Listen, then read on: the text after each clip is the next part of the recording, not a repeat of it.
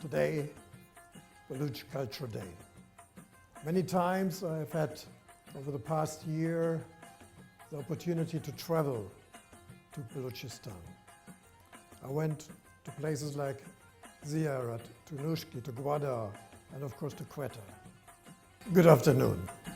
We celebrate today Baloch Cultural Day. Many times I've had, over the past year, the opportunity to travel to Balochistan. I went to places like Ziyarat, to Nushki, to Gwadar, and of course to Quetta. And I could witness the immense cultural richness, the heritage of Balochistan.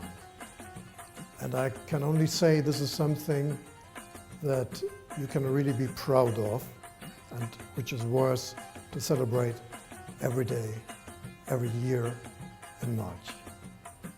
Thank you very much.